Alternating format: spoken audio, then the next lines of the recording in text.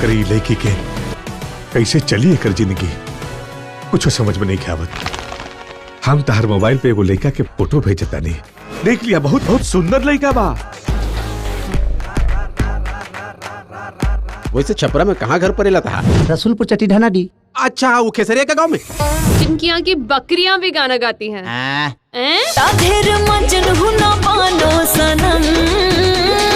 Mummy कसम, mummy कसम, एगो चुमा के बाद कुछ करब ना हम। मम्मी कसम, मम्मी कसम, एगो चुमा के बाद कुछ करब ना हम। मैं जो भी बातें करूंगा घुमा फिरा के नहीं करूंगा, सीधी करोगे और सटीक करोगे।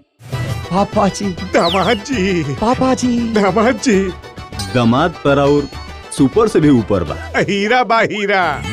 वाह बेटा वाह। बापे जन्म कबो न सोचले होत कि हतना गुरुगर गदा पर सुहाग रात मनाइबो वो लंदन में।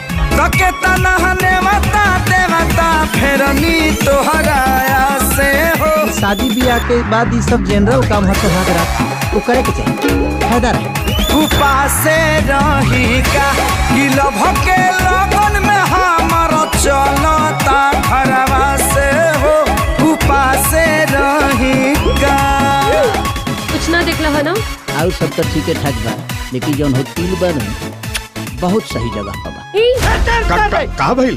पापा जी कुछ गैस पैसा के जरूरत बा हमके। कितना पैसा चाहिए? जी कितना बावे? 100 पाउंड बा। चाहे देता नहीं लगे। उसको झूठ बोलने के अलावा, पैसा लूटने के अलावा कुछ नहीं आता। कसम खालल बड़ा का कि ना सुधर पाओ। माने तोहरा ऐसा कहे लगता। हेलो, ई क्या? जी जी, ये हमार नौकर। पापा जी बहुत ज्यादा होता। हम यहाँ संतोष करे नहीं की आई, माल कमाई आयल बनी। बाबू हाँ तोहरा का लगा था कि आग में सिर्फ तू ही जल रहा है बड़ा का। मैडम कहीं तो के हमसे प्यार वार तरीके न होते। मस्ती में होके मन खो जाता वे हर क्षण। केहू होई तैसन जेके बनैती सजन। बात दिल बाटे ओकरे से कहती कि तोहरा ओढ़नी पबूल देती धावा बुरवैया के जे हवा रहती। करंट की बदबू कहाँ से आ रही है? मत मत कर जो। ये हमार प्रॉपर्टी के पेपर बा जे हम तोहरा और दामाद जी के नाम कर दिले बानी। बैंक अकाउंट से 5 लाख पाउंड के ट्रांसफर। और ये बैंक ट्रांसफर भी उहे करावले बा पापा।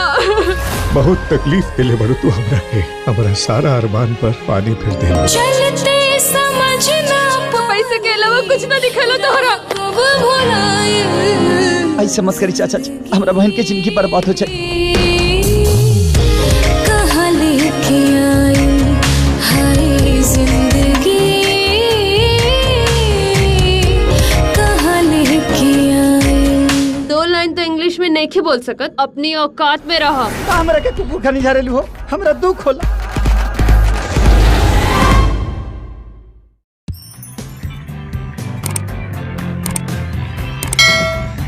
वर्ल्ड टेलीविजन प्रीमियर माँ।